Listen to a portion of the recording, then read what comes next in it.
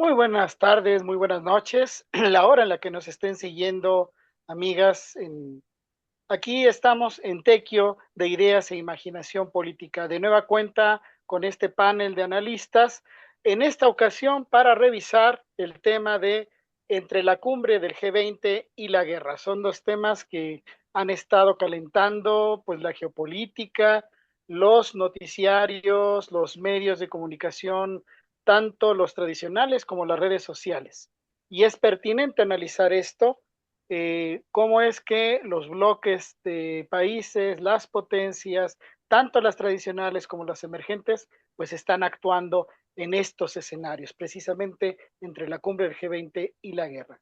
Pero antes de iniciar, pues vamos a presentarnos y darle la bienvenida a nuestros panelistas. Muy buenas noches, Tere Lechuga, ¿cómo estás? Hola, ¿todo bien? Saludos. Y ahí mismo a Arturo Ramos, ¿cómo estás? ¿Qué tal? ¿Cómo están? Bien, Héctor Mora, tu micrófono, Mora. Que Si dije que no, hola, perdón. muy bien, pues bienvenido. Leonardo Sánchez Hola, ¿qué tal? ¿Cómo están? y Héctor Pulido. Hola a todos y buenas noches. Bien, pues bienvenidos todos para este análisis y bueno, como en otras ocasiones, vamos con una breve reseña informativa que nos va a introducir precisamente en el tema que nos toca. En esta ocasión, nuestro amigo Leonardo Sánchez ha preparado una información, así que vamos a verla. G20, Río de Janeiro, Brasil, 18 y 19 de noviembre del 2024. El G20 se formó a raíz de la crisis financiera asiática de 1999. El grupo empezó a sesionar a nivel de líderes desde el 2008 con el objetivo principal de hacer frente a la crisis económica internacional que inició ese año. ¿Qué es el G20? El G20 es un foro de cooperación económica en el que se tratan temas tales como comercio, desarrollo sostenible, salud, agricultura, energía, medio ambiente, cambio climático y lucha contra la corrupción. Posteriormente, a medida que la economía mundial inició su recuperación, la agenda del G20 ha ido transitando hacia la implementación de acciones orientadas a mantener la estabilidad del sistema financiero internacional y evitar que se presente nuevamente una debacle mundial, económica mundial. ¿Cómo está conformado el G20? El G20 lo integran 19 países y 2 organismos regionales. Sus miembros reúnen el 85% del PIB del mundo, el 80% de la inversión, el 75% del comercio mundial y el 66% de la población mundial. Países que integran la G20. Está conformado por México, Brasil, Japón, China, India, Estados Unidos, Canadá, Rusia, Alemania, Argentina, Australia, Corea, Turquía, Francia, Reino Unido, Sudáfrica, Arabia Saudita, Indonesia, Italia, la Unión Europea y la Unión Africana, además de la ONU y el FMI. El G20 está dividido en dos grandes canales. Uno de ellos es estrictamente financiero, donde participa la Secretaría de Hacienda y Crédito Público y el Banco de México. Y el otro canal es el de los llamados Sherpas, quienes coordinan el trabajo general del G20. El Sherpa de México se encuentra en la Secretaría de Relaciones Exteriores. Brasil. Cada año un país asume la presidencia rotatoria.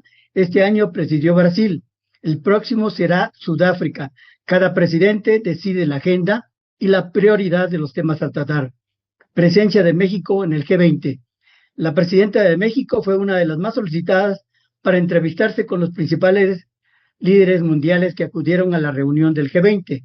La doctora Claudia Sheinbaum sostuvo en Brasil reuniones bilaterales con 12 jefes de Estado y primeros ministros. Se entrevistó con sus homólogos de China, Xi Jinping, y de Francia, Emmanuel Macron, asimismo con los mandatarios de Estados Unidos, Canadá, Vietnam, Indonesia, Corea, Turquía y Australia. Propuesta de la presidenta de México. En la cumbre de líderes del G20 planteamos establecer un fondo para financiar el programa de reforestación más grande de la historia, Sembrando Vida, que mitiga el calentamiento global y reduce la pobreza. La propuesta es dejar de sembrar guerras, sembraremos paz y sembraremos vida. En G20, presidenta Claudia Sheinbaum propone reforma al Consejo de Seguridad de las Naciones Unidas. La propuesta retoma la presentada por México en 2023 para ampliar los lugares en el órgano principal de la ONU para las regiones de África, América Latina, el Caribe y pequeños estados insulares. En la plenaria del G20, la jefa del Ejecutivo planteó destinar al menos el 1% del gasto militar para el combate a la pobreza, mitigar la migración y revertir la contaminación. Además, señaló que el orden internacional ha perdido su eficacia para ofrecer soluciones a la crisis, así como a las guerras de Oriente Medio y en Ucrania. Reafirmó que las absurdas guerras deben detenerse y para ello debe utilizarse la política como instrumento para la construcción de la paz y la protección a los desprotegidos. El planteamiento de que la libertad está solo en el mercado es una falsedad, dice. ¿Cuál libertad? ¿La libertad para morir de hambre? Eso no es libertad, es olvido, es deshumanización, señaló. Para ello, destacó que no todo es mercancía, que los pueblos tienen el derecho a la paz, a la alimentación saludable, a la educación, a la salud, que solo pueden garantizarse a través de la responsabilidad del Estado. El presidente de Colombia, Gustavo Petro, planteó ante el G20 que si no hay hambre en el sur, no hay migración hacia el norte. La política efectiva para detener el éxodo de los pueblos del sur hacia el norte seguirá fracasando y que el concepto de libre mercado mundial de seguridad alimentaria debe cambiarse por el de soberanía alimentaria, que consiste en que los países donde hay hambre se pueda producir la alimentación suficiente y que sean los campesinos y los pequeños granjeros quienes produzcan los alimentos y no la multinacional agraria, a lo que denomina la reforma agraria. Declaración final de la reunión del G20. Se presenta una victoria diplomática de Brasil. La declaración final de la reunión del G20 cese al fuego y la ayuda humanitaria a Gaza. En una declaración histórica, los líderes del G20 se comprometen a agravar a los multimillonarios, luchar contra el hambre y la pobreza, combatir las desigualdades y tomar medidas sobre el cambio climático y la transición energética. El próximo año en Sudáfrica se evaluará qué tanto interés mostraron los países para concretar los acuerdos y compromisos firmados en Brasil, si es que las guerras en Oriente Medio y Ucrania y las guerras comerciales dejan espacio y atención en el mundo. Pues bueno, amigos, ahí está esta información que nos ha proporcionado nuestro compañero Leonardo Sánchez, pues para entrar en tema en lo que toca al G20 y derivado de eso y como parte del contexto que estamos viviendo de manera internacional, pues la guerra fundamentalmente en Europa Oriental. Pero bueno, vamos a arrancar con el debate. Vamos a iniciar con este análisis muy complicado, ciertamente, porque las cosas están dándose de manera muy rápida. Pero bueno, partamos primero de esto, del G20, ¿sí?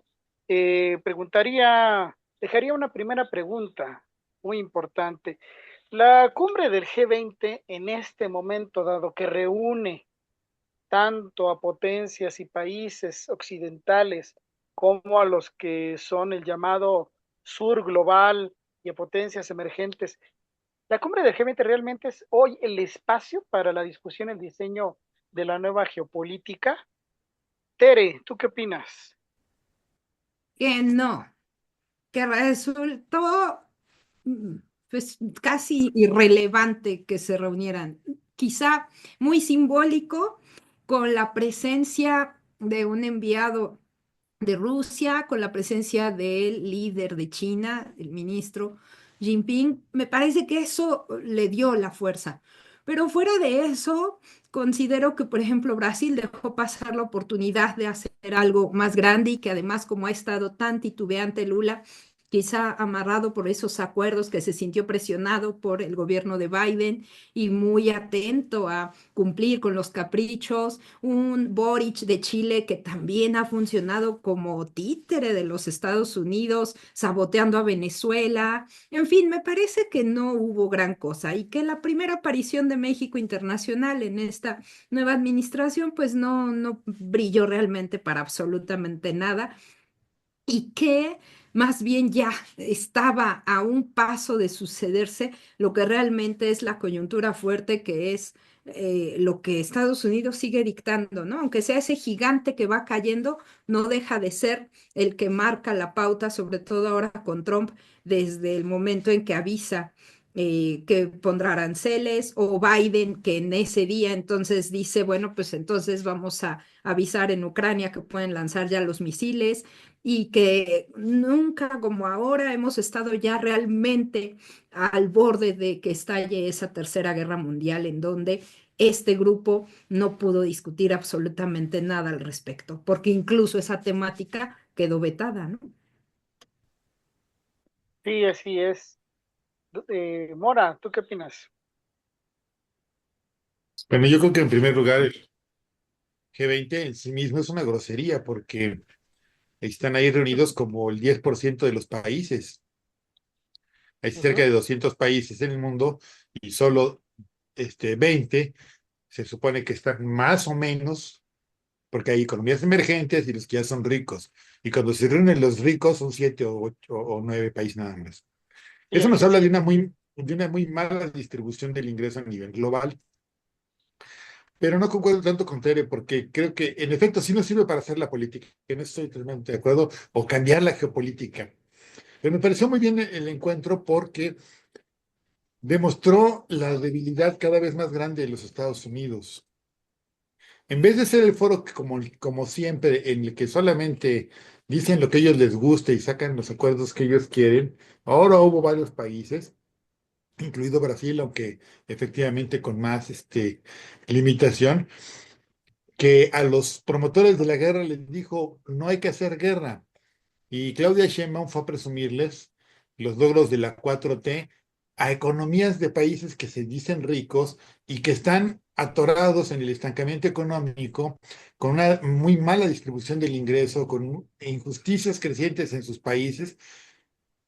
Entonces es un poco darles una bofetada con guante blanco a estas gentes. Pietro de plano los barrió. Incluso a mí, en ese momento, hubo un instante cuando lo escuchaba yo, que me dio gusto no ser colombiano porque me hubiera molestado, porque dice, soy socialista. Y no es que yo esté en contra de eso, sino que digo que eso lo pone demasiado en el ojo del huracán de las malas artes de todos los villanos de la derecha, ¿no? Pero a mí me gusta eso porque se demostró la debilidad de ellos, les cambiaron un poco la jugada. Obviamente las resoluciones son, desgraciadamente tenemos que decirle, obviamente, totalmente superficiales, medio amañadas, pero no pudieron sacar ni los aplausos a Israel, ni la condena a Rusia por lo de Ucrania. Entonces, medio se les paró de manera muy limitada y se les dijo varias cosas que en este momento no resuelven nada, pero que empiecen a cambiar el tono de la conversación a nivel internacional. Gracias. Pulido, ¿es el G20 entonces un espacio todavía pertinente si realmente ahí no se define nada? Cuando además ahí están evidentes las pugnas entre las potencias tradicionales y las emergentes. ¿Vale la pena el G20? Pues creo que el G20 viene siendo el foro donde están los foros, es decir, donde hoy se encontraron los bloques económicos. Se encontró el G7 y se encontraron los BRICS. Y se encontraron los otros bloques que están eh, perdidos o intentando ver con quién se alinean o con quién se integran. Eh, Recordemos, y lo decían los datos Leonardo, que son 19 economías más la Unión Europea como un integrante más. Algo que me parece notorio es que eh, invitan a la unidad africana, como un gran participante, pero es una voz mínima ante lo que significa y lo que va a significar en un futuro los recursos naturales que son los africanos, ¿no? Los asiáticos van cada quien por su lado, Oceanía, pues no se diga, y algo que también es sumamente triste es que los latinoamericanos van de forma individual, es decir, no van en un bloque. ¿Qué es lo que yo planteo con esto? Es que el foro sigue siendo solo un espacio para ver con quién te estás integrando. Efectivamente, yo creo que las resoluciones no tienen mayor importancia más que para la foto. Aquí lo que me pareció fundamental en esta reunión es el simbolismo de los personajes. Por ejemplo, los dos grandes ausentes y donde por eso no se movían muchas cosas desde mi perspectiva. Uno es Donald Trump. No estaba el presidente electo de los Estados Unidos y se dejó al presidente que está en funciones, a este hombre senil, Biden, donde se le ignoró y donde era un participante más. Y el otro gran ausente, pues es Putin, ¿no? Que no puede ir por una serie de restricciones, también recordemos que tiene una orden de aprehensión por la Corte Penal Internacional, pero va Lavrov, ¿no? Que es el gran canciller ruso que ha estado manejando esta política. Entonces, creo que el G20 está haciendo un mero papel simbólico y los grandes acuerdos no se están gestando ahí. Los acuerdos están en los dos bloques, en el G7 y en los BRICS. Bien, Arturo, si entonces el G20 no es el espacio de las grandes negociaciones y tratos geopolíticos, entonces, ¿qué logró Biden? ¿Qué lograron los europeos en este espacio y en este contexto? Bueno, yo creo que lo que hace falta para entender la actualidad del G20 es reconocer su historia. Bien vistas las cosas, el G20 no fue más que un ejercicio que hizo, sobre todo Estados Unidos, para dar cierta legitimidad al G7, que inclusive en esos tiempos todavía se hablaba del G8 porque a Rusia se le incluía. Y porque era un momento en donde parecía que ya no había ninguna confrontación en donde la gran potencia estadounidense tuviera un rival importante. La Unión Europea era el competidor, pero poco a poco diluía sus decisiones a partir de una especie de subordinación que hoy está perfectamente ya acentuada y es una decadencia total del continente europeo. Pero entonces ese foro en realidad era eso, un espacio de tratar de legitimar lo que significaba realmente ese conjunto de naciones muy pocas que eran dueñas del mundo, los amos del universo, casi se les decía. Y entonces nunca pudo funcionar del todo porque en esos tiempos simplemente servía para que aplaudieran todas las políticas de libre comercio y no había ningún punto en disputa, pero a la hora de empezar a poner algunos asuntos realmente en debate, inclusive en ese consenso empezaron a mostrarse las limitaciones. Uno de ellos fue el combate al cambio climático, a la contaminación, todo esto. Estamos viendo que sigue siendo imposible llegar a acuerdos. En el COP 25 fue muy claro, bueno, está organizándose, de que no se llegan a acuerdos porque los intereses de las grandes potencias, que son las contaminadoras fundamentales, no logran poder coincidir con las necesidades de las naciones pobres. Y entonces ese tipo de cosas nunca conduce a acuerdos reales o acuerdos que no se cumplen y que son insuficientes como ese, pero muchos otros igual.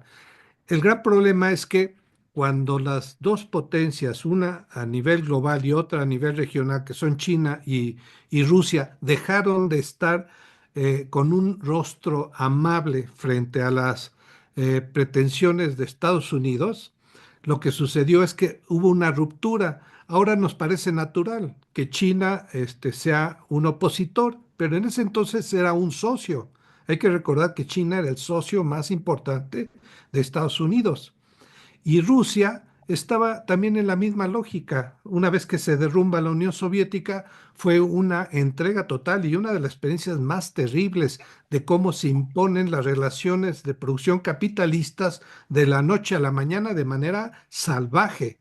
Y entonces todo eso era una armonía que se rompió. Rusia volvió a tener, y hay que decirlo, con el liderazgo de Putin, una nueva perspectiva de recuperación nacional y volvió a asumirse como una potencia regional. ¿Qué es lo que sucede ahora? Que ese G20 es como una especie de un foro de simulación, donde parece que los representantes llegan a tratar de ponerse de acuerdo a sabiendas de que no pueden hacerlo porque hay una confrontación, en algunos casos abierta militarmente, como el caso de Ucrania, y en otros una guerra comercial también muy radicalizada por parte de Estados Unidos frente a China, y ese tipo de cosas imposibilitaban llegar a acuerdos. ¿Qué es lo que hay?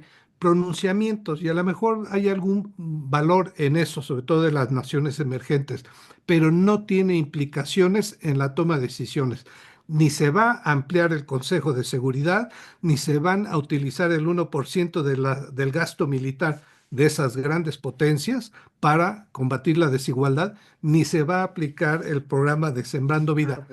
Uno diría, entonces, ¿por qué se plantea sabiendo que no puede llegarse a un acuerdo de ese tipo? Bueno, porque se planta una serie de decisiones que marcan las líneas donde no hay acuerdo, pero sí creo que finalmente no se tocaron los asuntos que ahora tenemos que discutir. Es el potencial de una guerra mundial cada vez más cercana, que puede inclusive tener rasgos nucleares, pero que en principio implica sufrimiento para una buena parte de la población mundial y una preocupación para los ciudadanos de casi todos los países del planeta. Ese tipo de cosas no se vieron y sin embargo son Bien, los que tenemos que discutir. bien. Leonardo, ¿tú crees Sí, que la presencia de Xi Jinping y de la delegación rusa, porque no estuvo Putin, encabezada por Lavrov, sí neutralizó lo que pretendían los estadounidenses y los europeos en esta cumbre? Porque Biden iba con la pretensión de que se condenara a Rusia en la guerra de Ucrania, por ejemplo, ¿no? ¿Crees que sí los chinos y los rusos pudieron neutralizar esto y otras cosas?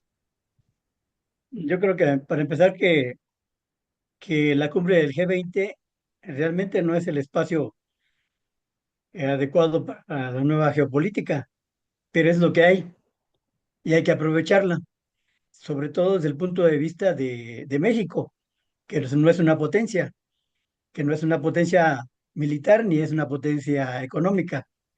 Eh, Sirvió para abrir mayores posibilidades, mayor presencia en el mundo de la propuesta de México, de la, y se vio porque muchos líderes mundiales pretendieron o quisieron hablar con Claudia Sheinbaum, porque en cómo está la situación, la ubicación de México, la ubicación geopolítica de México, y aunque haya una amenaza de guerra, pues algunos piensan que de guerra nuclear, pues algunos piensan que no se va a llegar a tanto, porque lo que quieren las potencias mundiales, pues es seguir teniendo ganancias, no desaparecer el mundo, sino de qué se trata, ¿no? Entonces yo creo que ese espacio se aprovechó, le sirvió a Lula, eh, le sirvió a Petro, y los europeos no, desde mi punto de vista, no aparecieron, pues, no plantearon algo muy importante. Así que sí hubo, yo creo que algo importante para México, porque eso le está sirviendo como una posición para darle fortaleza a la posición política de Claudia Sheinbaum ante la llegada y las amenazas de Trump de subir los aranceles. Se ve que hay un gran atractivo de reunirse con la líder del país en el momento previo a la llegada del monstruo, ¿no? Que quiere acabar con el comercio mundial en apariencia. Entonces, yo creo que para México sí sirvió. Y por supuesto que la presencia de Xi Jinping, pues es un peso muy, muy importante. Yo creo que la delegación rusa sirvió para como una especie de autoprotección, no tanto para otra cosa, porque Rusia no, ahorita está metida en una guerra y no tiene las ventajas económicas, ni la producción económica que, que tenía antes de la guerra. Y en cambio, Xi Jinping sí, ellos tienen peso militar y sobre todo tienen peso económico, tienen influencia en todo el mundo y está creciendo la influencia en América Latina.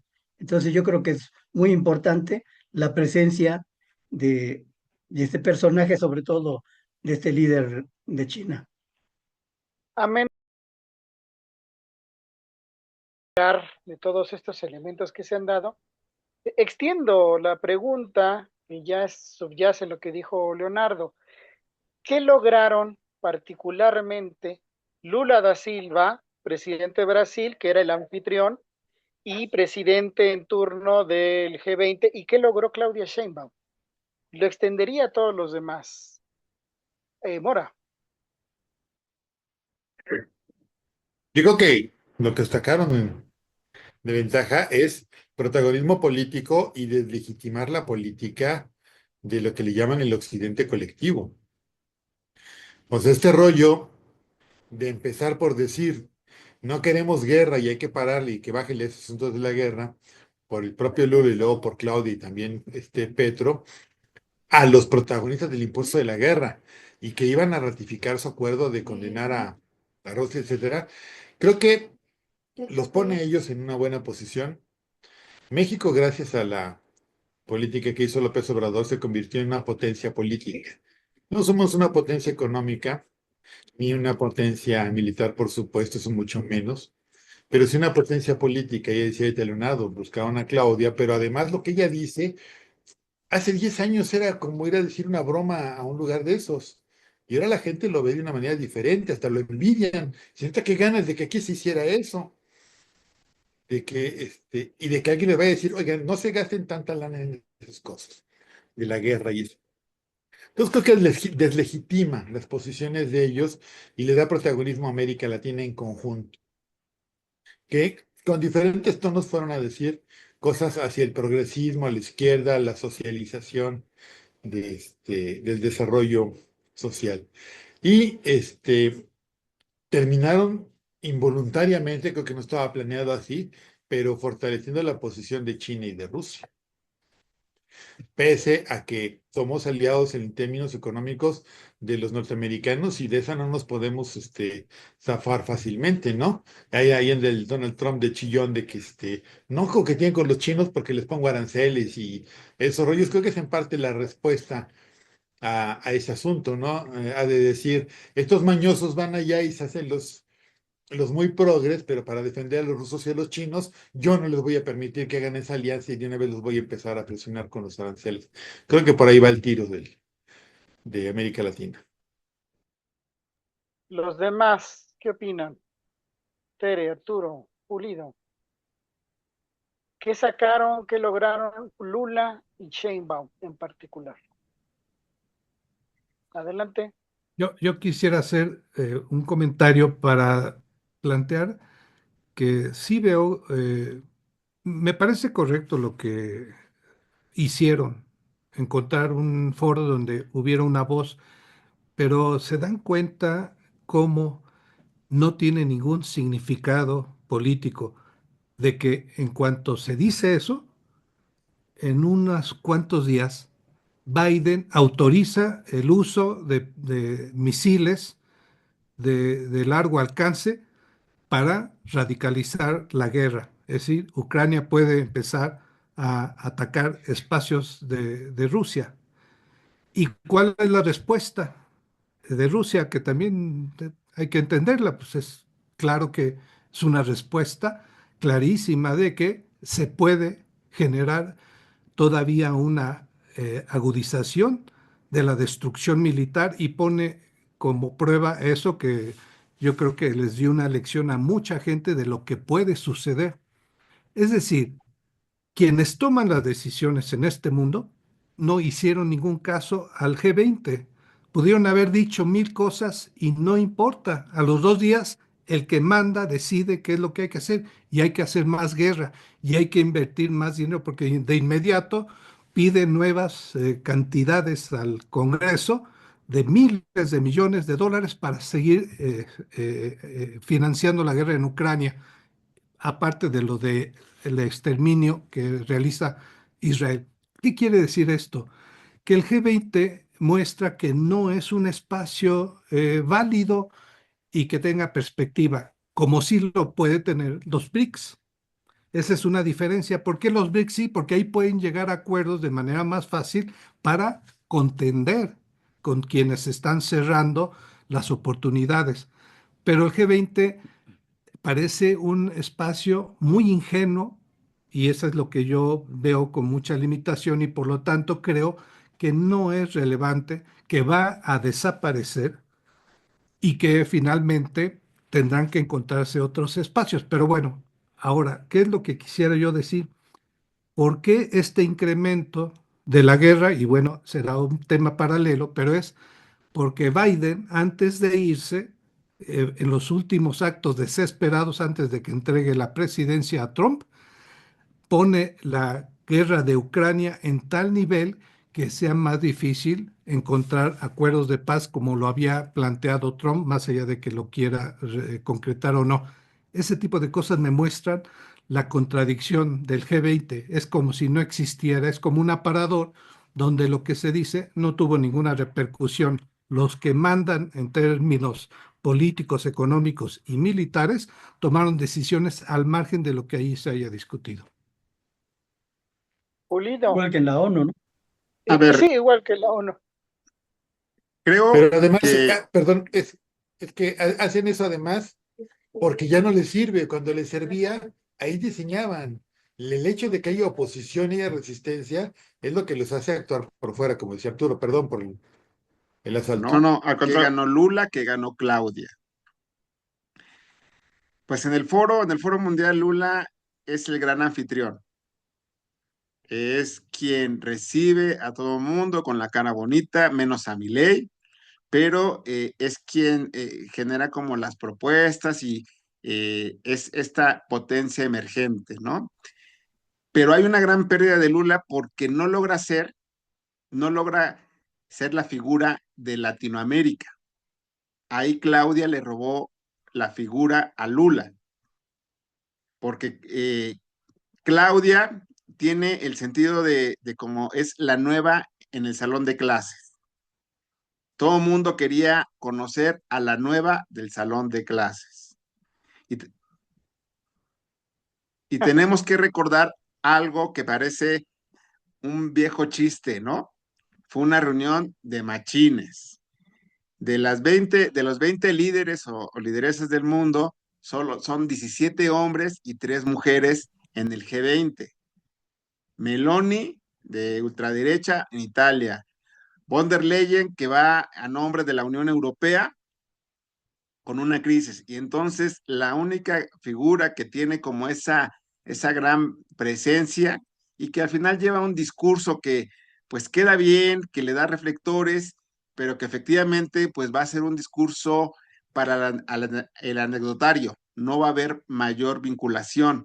Es Claudia. Claudia le arrebata a Lula la figura del líder latinoamericano y entonces es algo, porque los invitados, ya sea Petro, ya sea Boric, pues más allá de algunos discursos retóricos, no tienen mayor presencia, ¿no? Porque incluso sus economías pues están todavía muy por debajo de la economía mexicana. Lula simplemente está jugando entre soy de los BRIC, pero sigo coqueteando con los Estados Unidos, sigo coqueteando con ser esta gran potencia que pueda ser quien tenga la voz en Latinoamérica, pero más allá de eso no tiene otra gran relevancia.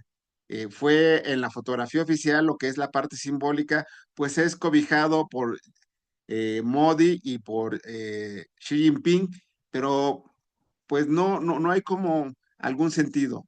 Lo que creo es que ellos dos son las figuras, por lo menos latinoamericanas. La otra gran potencia o la otra gran economía, que era Milei, pues es el que se ve más descobijado, más desamparado, porque también el discurso iba muy en lo social, ¿no?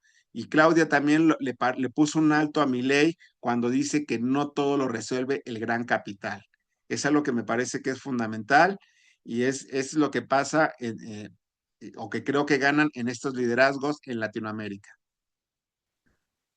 Antes de pasar a la otra parte que ya es propiamente lo de la guerra y del que ya nos adelantaba Arturo, Tere, tú también ya adelantabas un poco tu opinión al respecto, pero me gustaría que abundaras. ¿Gana, no gana nada Sheinbaum y Lula? ¿Tú qué opinas? Sí, esa pregunta y vincularlo con las cosas que vienen después. Aquí hablamos de figuras que eh, gobiernan, que son líderes políticos, pero no necesariamente esos grandes estadistas, ¿no? Me parece que Claudia Sheinbaum lo está haciendo bien, está dando esa continuidad, arropada por un equipo fuerte. De verdad, yo no veo que ella pudiera gobernar sin la fuerza de un secretario de Economía como Ebrard, de un equipo que va a negociar el TEMEC, como lo está consolidando ahorita, de un Adán que le está sirviendo para negociar en lo interno y sacar adelante las reformas muy bien cabildeadas junto con Noroña, por ejemplo. Eso yo veo que el equipo todo lo está haciendo bien en términos de continuidad, pero no son ni todo el equipo juntos la mínima parte del gran estadista que fue López Obrador como figura política, ¿no? Y que entonces, en ese sentido, pues cuando uno dice ganó Lula, ganó Claudia, pues yo creo que ninguno de los dos, porque Lula tampoco es el estadista que gobernó hace unos años, es otro que además acaba de perder en todo Brasil su partido todas las elecciones, ¿no? ¿Quién es el gran ausente en todo este debate? Que si la guerra, que si los BRICS, que si en todo el mundo, la clase trabajadora organizada. Esa es de la que no se habla porque no está presente. En otras cumbres, ¿se acuerdan hace años? Aquel que se hizo el harakiri, me acuerdo, ¿no? Cuando contra la Organización Mundial de Comercio salía la gente a protestar, a debatir. Y ahora no, ahora me parece que una de las grandes crisis, además de la energética, además del cambio climático, además de todo esto que está pasando en el mundo, es la crisis de la democracia. La confianza en las instituciones se ha perdido. Y que entonces lo que sí valoro yo, me parece que eso sí, sí ha sido claro y eso es lo que en todo caso Sheinbaum se encargó de mostrar allá y que es con lo que está jugando, con esa fuerza está jugando en este rol de enfrentarse a lo que viene con Estados Unidos, con Trump, es la fuerza de haber tomado las riendas del Estado por parte del pueblo. La disputa por el Estado es esencial para poder salir adelante. Entonces, yo lo que no vi más allá de Lula fue un Brasil como Estado, un pueblo brasileño presente, no estuvo. Y en todo caso, de los líderes políticos, si una figura sí a mí me llamó la atención y me gusta mucho su discurso, es Petro. Gustavo Petro, que no sea Milana, dice Héctor, que no quiere que diga que es socialista. Pues qué orgullo poder decirlo y antes de que estalle la guerra nuclear, ¿no?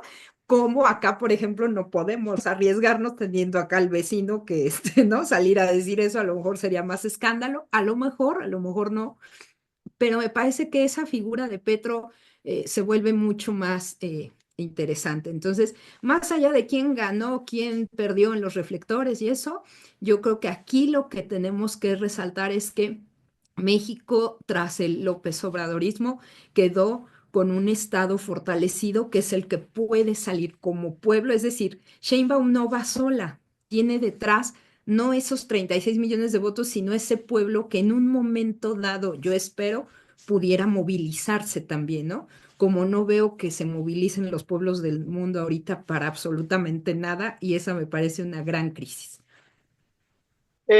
Precisamente, ya nos decía Arturo, lo que ha dominado la agenda, pues es la guerra, ¿no? Y Biden le da permiso a Zelensky para que use misiles de largo alcance y atiza pues el contexto de la guerra. Pero este permiso a Zelensky por parte de Biden, esta acción, ¿es más una provocación para Putin o para Trump? Es decir, ¿cuál es el sentido de esta provocación? A ver, Mona. Bueno, yo creo que es primero contra Trump. La idea de tú no te vas a poder deshacer de esa guerra porque te la vamos a dejar mucho más encaminada, mucho más avanzada y más comprometida. No te vas a poder desafanar. Y lo que está en el fondo, por supuesto, pues son los intereses de la industria militar. No vamos a dejar que nos hagas quedarnos con menos dinero y que estemos dando menos ayudas y que estemos proporcionándole más ahí. Pero también es una jugada de varias bandas porque obviamente no es una decisión de Biden, por supuesto, ¿no? Porque está bastante claro que ese pobre señor no puede tomar decisiones. La gente que está ahí en el Pentágono, los halcones, los que dicen los halcones del Pentágono, son los que toman la decisión. Y también es una jugada de varias bandas porque obliga a Europa a enfrentarse más a Rusia. En Europa viene creciendo la idea de, bueno, ya estuvo con esta guerra, ya viene otra vez el frío, todo nos está saliendo más caro, de todos modos recibimos el petróleo de Rusia, nada más que lo tenemos que triangular, no tiene mucho caso seguir así. Entonces, con esto de tratar de obligar a Putin a dar una respuesta virulenta y hasta este, poco reflexionada, pues va en ese sentido, ¿no? Primero, dejarle la guerra más avanzada a Trump. En segundo lugar, salvaguardar los presupuestos para la guerra, involucrar más a la Unión Soviética y tratar de obligar a Putin a dar una respuesta desproporcionada. Me parece que aquí Putin, en la respuesta que da, está haciendo toda proporción guardada lo que fueron a hacer Petro y Claudia al G20. La política es en gran medida símbolos, ganar narrativas. Y después de lanzar su misil súper rápido, Putin sale armado con un video que creo que tiene más repercusión que el propio misil, a decirles a los enemigos, les aventamos uno baratito y sin mucho explosivo, pero es mucho más rápido de lo que ustedes pueden detener y tenemos con qué darles. No tenemos que llegar a la guerra nuclear, primero los podemos madrear sin tener que llegar a eso. Y eso realmente es un asunto muy fuerte porque creo que a Polonia llegaría en 5 minutos y a la mitad de Europa creo que en 15 minutos, una cosa así. Está fuerte la cosa y una amenaza interesante, pero sobre todo creo que ahí gana él el asunto de la narrativa. Me quieren poner en calidad de villano, pero yo me estoy moderando y ustedes son los que se están poniendo más violentos. Pulido, ¿tú qué opinas? Creo que el escenario está más que definido para que se dé la guerra de manera abierta y formal, desde parte del occidente colectivo, desde la política estadounidense. Efectivamente, y coincido con Mora cuando dice, el presidente Biden no tiene la capacidad de decidir y son aquellos que están detrás, que tienen el botón en la mano para disparar, ¿no? Putin ya lo había mencionado desde antes, ninguno de los misiles con los que cuenta Ucrania de largo alcance puede haber sido operado por militares ucranianos para ese destino. Necesita el sistema de satélites que por supuesto Ucrania no tiene. Es decir, ya hay una guerra de manera abierta. Y ante esa respuesta, ante ese fallo, ante todo, pues, todo el mundo estaba a la espera de que Rusia atacara de una manera barbárica y que utilizara su arsenal y que empezara para ser señalado como los que arrojaron la bomba, ¿no? Para olvidar lo que hicieron los estadounidenses en la Segunda Guerra Mundial. Pero me parece que Putin toma la decisión política más coherente, es decir, ya cruzaron la línea y este es el primer disparo de nosotros, la primera advertencia, pero lo hace de una manera muy moderada, ¿no? porque también recordemos que al interior de Rusia están aquellos que es la parte dura, la parte que ha estado y está esperando, por supuesto, la guerra, que ellos dicen adelante, ¿no? Entre ellos es el presidente del Consejo de Seguridad, Medvedev, que fue el expresidente, que son de la gente que ellos están prestos y listos para poder confrontar a los europeos y a los estadounidenses. La definición que hace y la postura que toma Rusia, específicamente Putin, es para, pues no para vanagloriarse, sino para decir, alguien está tomando el lado moderado y está esperando a que terminen estos locos en 2 meses y puedan empezar a negociar desde cero con la nueva administración, es decir, con la administración de Trump. Es, creo, la forma en cómo se está dando, y yo lo que veo es que este misil pues es una prueba no solo para los estadounidenses ni para los europeos y hoy, sino para esa elección es para el mundo. Ya se mostró, se muestra que Rusia tiene la capacidad técnica, científica y tecnológica de poder hacer eso sin menor menoscabo de decir lo hacemos, ¿no? Si están cruzando nuestras líneas y se atentan contra nuestra soberanía. Bien. Leonardo, Arturo, Tere les preguntaría, si la provocación de Biden es evidente, ¿qué nos dice la respuesta, como ya lo adelantaban compañero Mora y Pulido, la respuesta de Putin con el misil balístico hipersónico? Es decir, ¿qué mensaje le da a los europeos? ¿Qué mensaje le da a los estadounidenses? Leonardo. Yo creo que es un mensaje para convencer a los europeos, porque son los primeros que van a sufrir en una guerra abiertamente nuclear, porque hay muchas bases norteamericanas que al final de cuentas el enemigo de Rusia es Norteamérica, los gringos. Entonces, pero hay muchas bases norteamericanas en Europa y son las bases que van a tener que tratar de desactivar por medio de un ataque, por medio de ataques, eh, esos espacios que son un peligro para Rusia, porque pueden contestar fácilmente o con relativa facilidad.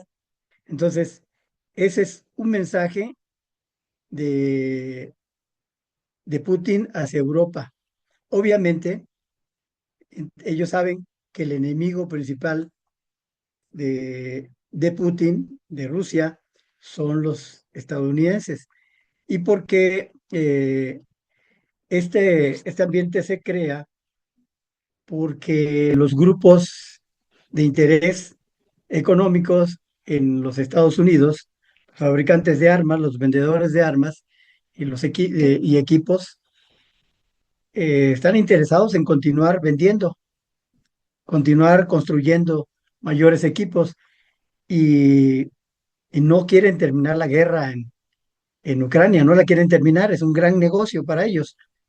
Y si ellos piensan que Trump ya tiene adelantado alguna negociación con los equipos de Putin para llegar a un posible acuerdo y que no necesariamente es que se acabe la guerra, pero que sí que se congele, que se detenga para dar tiempo a una mayor negociación. Y es lo que no quieren los grupos que apoyan a Biden o que manejan a Biden.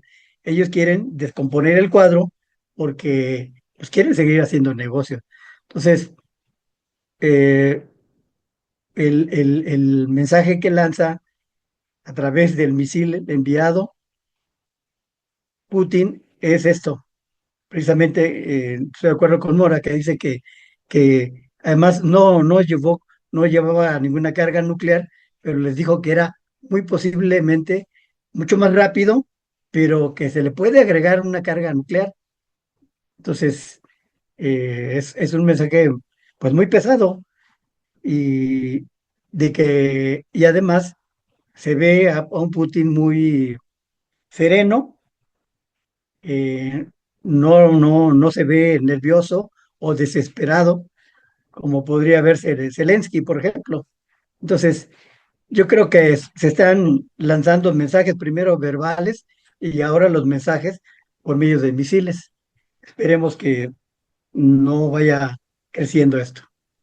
Tere, Arturo, además de los significados del misil de Putin, eh, les preguntaría para que lo agregaran en su opinión, ¿de verdad Trump podría acabar con este conflicto en 24 horas como lo ha vaticinado en varios momentos?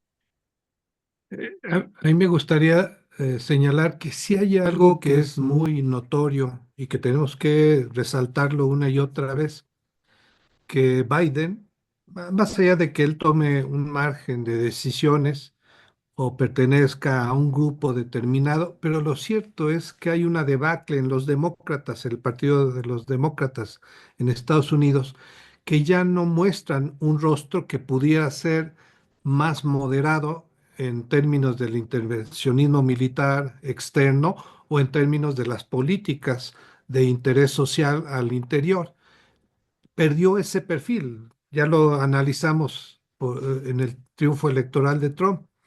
Pero hoy lo que observamos es que esto apenas es el inicio de un proceso. Uno quisiera pensar, bueno, es cierto, es difícil que se llegue a esos niveles ya de utilizar armas nucleares, pero no es imposible, porque es cierto que hay capitales, o todos los capitales lo que quieren son ganancias, pero el problema, esto ya es parte del análisis teórico, en el capitalismo están los intereses de los capitales individuales y podríamos hablar de los capitales sectoriales y están los intereses de la preservación del sistema en su conjunto que a veces hace que los estados tomen decisiones contra los capitales individuales. Uno podría decir, entonces, los intereses del complejo industrial militar, que es poderosísimo, son los mismos que, por ejemplo, de toda esa rama productiva de Estados Unidos basado en la tecnología de la información, la computación, etcétera. No, no son los mismos, son opuestos. Por eso a veces inclusive uno en los análisis decía, los demócratas estaban más engarzados con este tipo de capitales que preferían un espacio mundial de paz y de apertura al libre comercio, mientras que otros, como el sector energético, petrolero, tienen otros intereses. Entonces, no es imposible porque las ganancias están sujetas a decisiones que pueden afectar a unos u otros. Bueno, pero yo decía, ¿por qué es el inicio? Apenas ayer o antier, un avión militar de Estados Unidos cruzó por la zona donde China reconoce como su territorio en la relación con Taiwán, cosa que no se había hecho a ese nivel, que simplemente es otro elemento que incita a pensar en una guerra abierta. En fin, este tipo de cosas creo que nos muestran que la posibilidad de desencadenar otros niveles es importante, pero sí coincido en que Europa fue el que se da cuenta, y Europa estaba empezando a cambiar, de hecho lo está haciendo, su actitud en todos los sentidos, en la guerra de exterminio contra el pueblo palestino y en la misma Ucrania.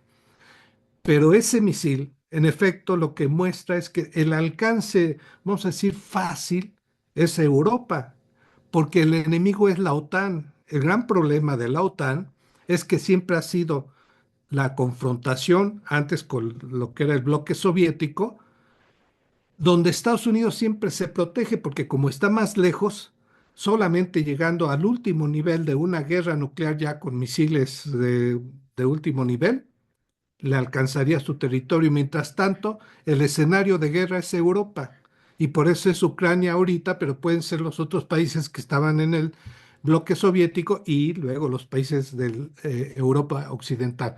Con todo este Bien, escenario, termino ya con la idea de que esta guerra sí puede poner en juego elementos económicos, sin duda, pero cuando un imperio como Estados Unidos está en declive y disputando la hegemonía mundial, razones políticas pueden ser más importantes que las económicas.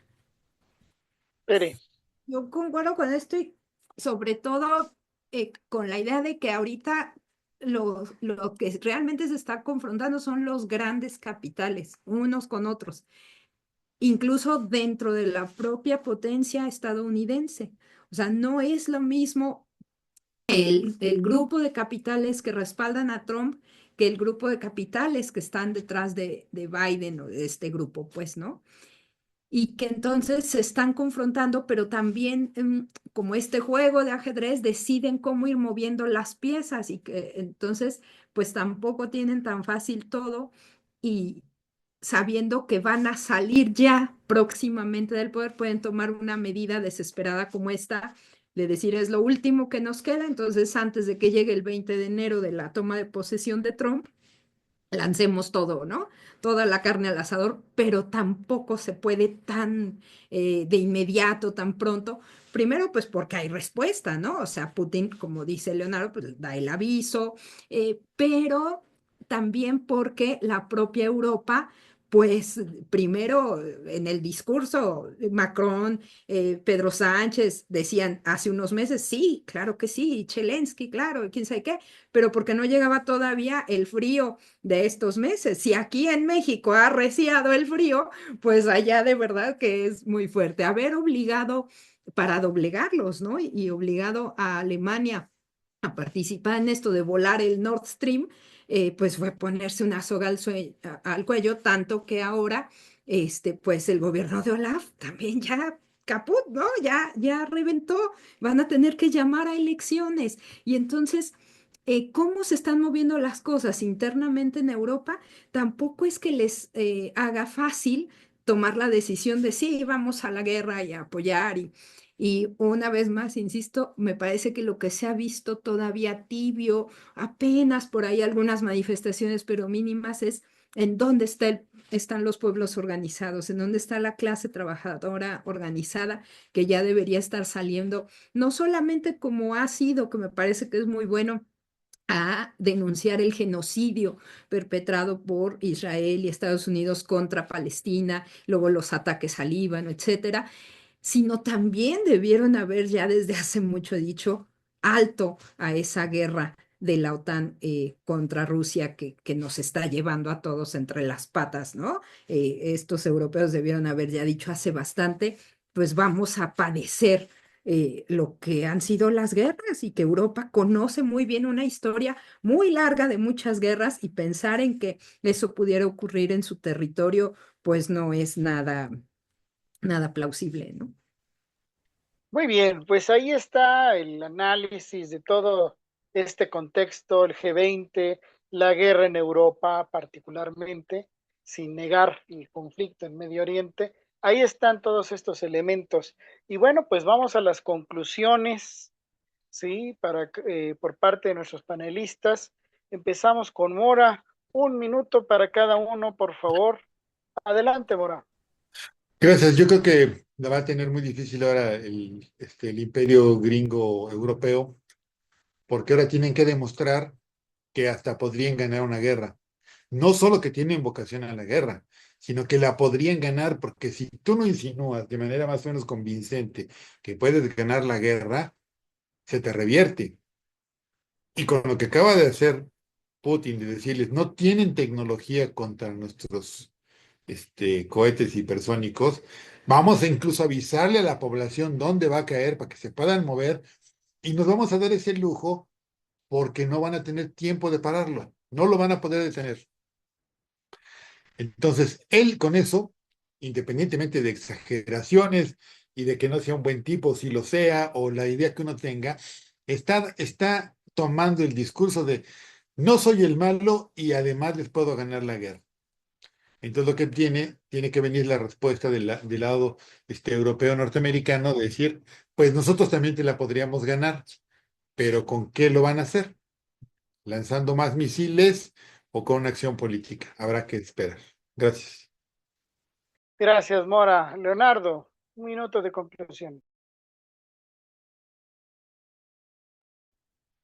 Yo creo que hay varias guerras, en el sentido de que está la guerra, enfrentamiento, la guerra caliente en Ucrania y Medio Oriente, está la guerra económica, pero también está la guerra política. Y eso, hace un momento que hablábamos de que si sirve o no sirve el, el G20, el foro, me refiero al foro, no necesariamente el grupo, sino el espacio. Yo creo que es muy importante esos foros en ese tipo de cuestiones, porque ahí es donde se libera la guerra política.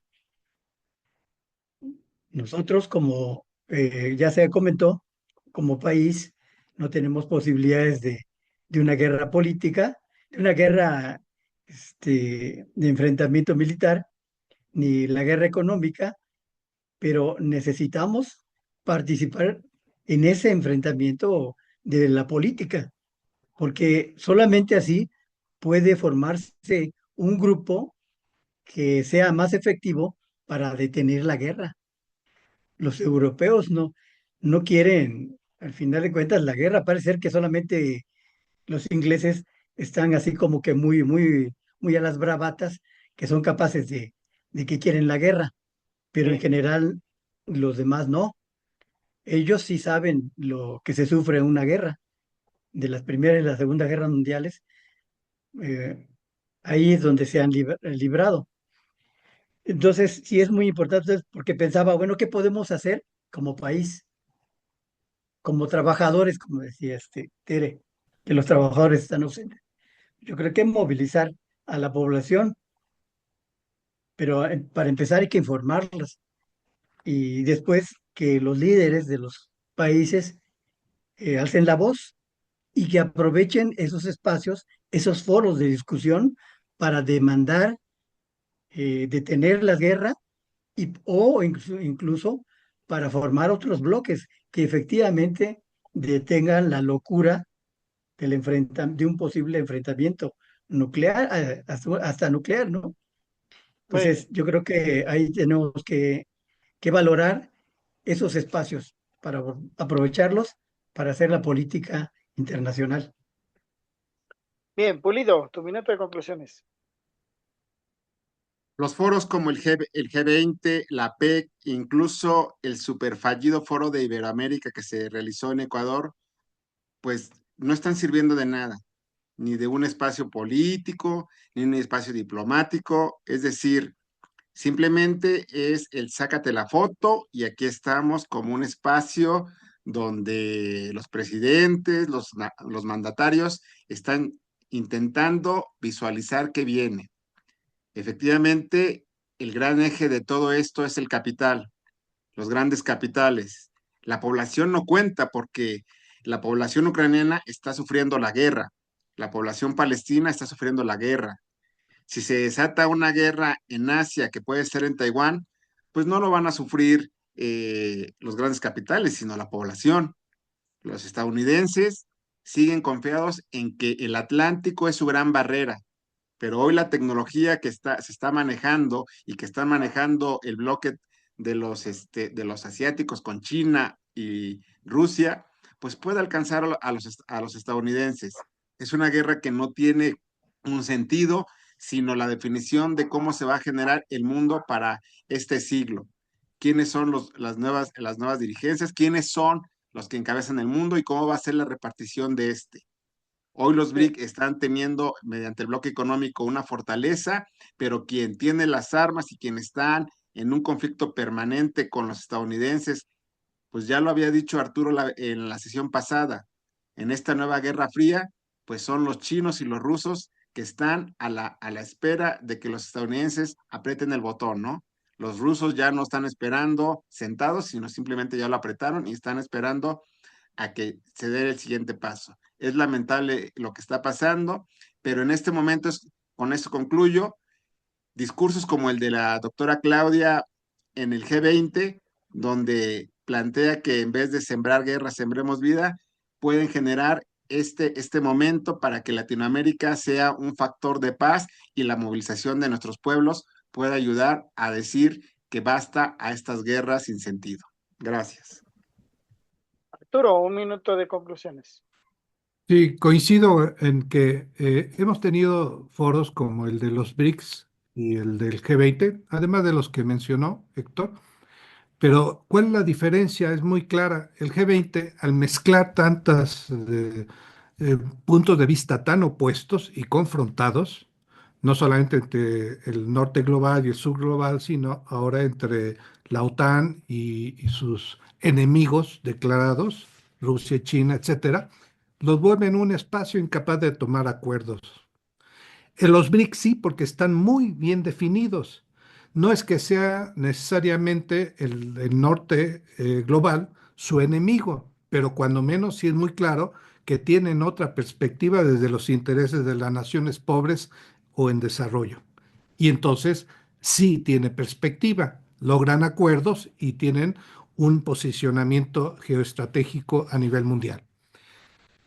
¿Qué pasa ahora con lo de si Trump puede o no acabar con la guerra que decía Nacho como pregunta? Yo creo que por primera vez yo en mi vida tengo más confianza en que un conservador al estilo de Trump en efecto tenga la capacidad de parar esas guerras, si no de inmediato en un corto plazo, a diferencia de los demócratas, los liberales, los socialdemócratas, etcétera. A mí me urge que ya llegue Trump para que el escenario se abra y podamos nosotros ver una perspectiva distinta. Y mientras tanto, creo Bien, que la discusión ahora va a estar qué México va a hacer frente a algunas medidas. Y termino con la idea que dijo Héctor, la de que América Latina y México como tal, si promueven la paz, pero hay que mencionar qué tipo de paz con justicia, puede debilitar la posición de un Estados Unidos confrontado y es una forma de contribuir a un equilibrio distinto a nivel geoestratégico. y terminamos con Tere. Sí, considero que sí es posible, todavía es viable detener esa guerra nuclear y dejarlo en los avances o en los antecedentes que ya estamos viviendo de tiempo atrás de lo que podría ser esa terrible situación. Y que es triste tener que aferrarse al autocontrol de Putin y al deseo de que cumpla su palabra Trump, ¿se fijan?